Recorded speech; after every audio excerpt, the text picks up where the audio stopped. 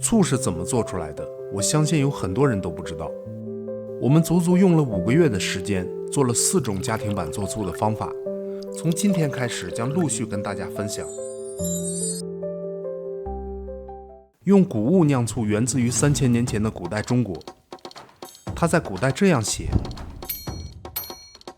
光《齐民要术》中就记载了24种做醋的方法。谷物醋可能是发酵食物中制作过程和原理最复杂的，也是最有乐趣的。第一步要把谷物中的淀粉转化成糖，再把糖转化成酒，再把酒转化成醋。所以选择原材料的时候要选择淀粉含量高的。如果再换个思路，直接用糖或者用酒，是不是也可以酿成醋呢？原理是对的，需要一定的方法。今天我们先用高粱来做醋，1个月的时间就能吃到酸中带甜、口感醇厚、香气迷人的醋。高粱的淀粉和糖的含量能达到60%以上，还有很多酚类物质，香味十足，是酿酒和醋非常好的原材料。然后我们用了黄豆，工厂生产中会用麸皮，味道也不是很好，少量的添加一些黄豆能改善酒化阶段的味道。蛋白质原料还能增加一些鲜味物质，毕竟工厂生产的第一要素是成本，家庭制作可以用些好的原料。然后是骨壳，别看它不起眼，在醋化阶段它非常重要。先把500克高粱和50克的黄豆浸泡24个小时，再煮2个小时。高粱的质地坚硬，要尽可能的破坏它的组织结构，能加快糖化和酒化的过程。煮好后的高粱和黄豆要捣碎，温度降到30度以下。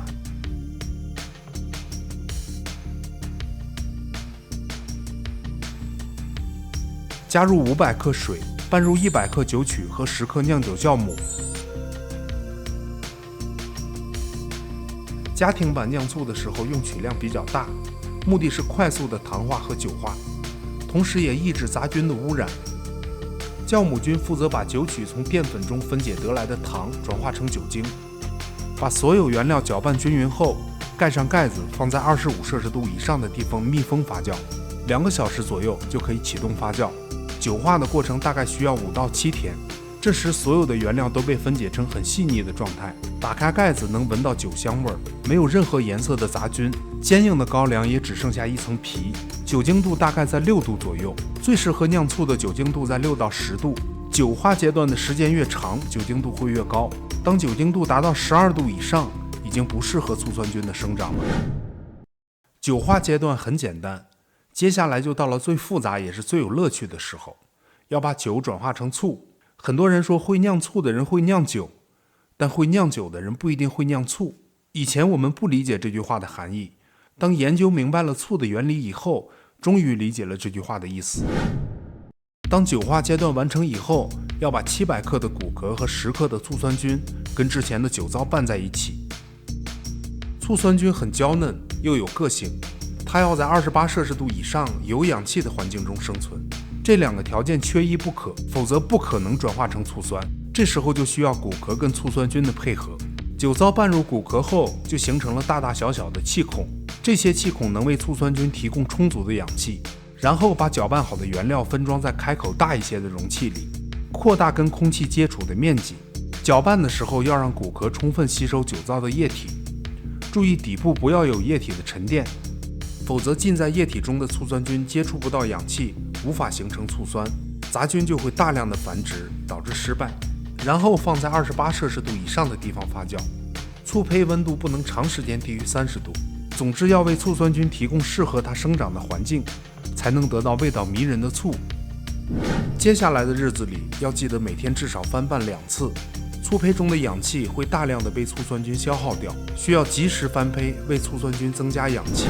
在适合的温度、湿度和充足的氧气条件下，大概3天左右，醋酸菌会苏醒过来，大量的繁殖。之前的酒味已经转化成微微的醋酸味道，这时候醋胚的温度也会升高，一定要给醋酸菌及时降温，否则它会死给你看，又会导致失败。醋化的阶段大约需要15天左右，每天翻拌的时候会明显的闻到醋酸味道越来越浓郁，巅峰的时候会呛得你睁不开眼睛，醋胚的颜色也会越来越深。这时候要加盐，让醋酸菌停止繁殖，固定住现在的酸度。当盐的使用量在1%到1.5%的时候，醋酸菌就会失去活性。加盐后再陈放2天。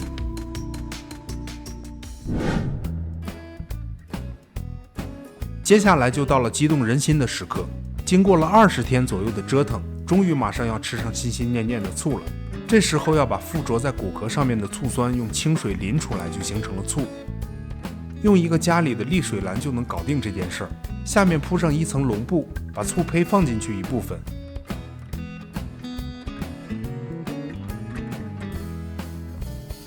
先少倒一些70度左右的温水，尝一尝淋下来醋的味道。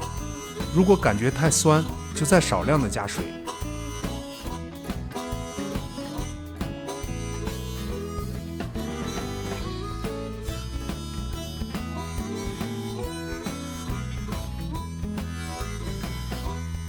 把第一次淋下来的醋再次倒进醋胚里，这时其实是自制了一个过滤器，每当有水流穿过醋胚的时候，会把醋酸和杂质一起沉淀在底部。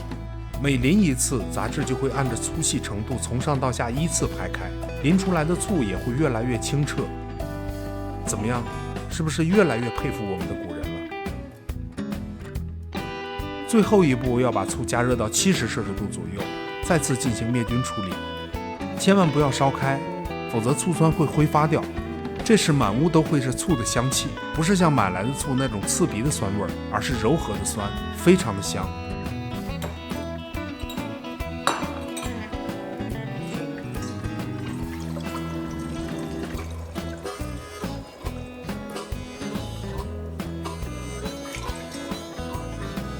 如果想让它更香，就放在阴凉的地方继续存放，味道会更醇厚。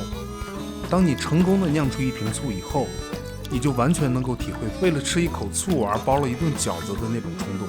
那种酸中带着微甜，酸爽醇香的口感，会让你忘掉所有醋的味道。感兴趣的小伙伴可以尝试一下。下一期为大家分享最简单粗暴的做醋方法。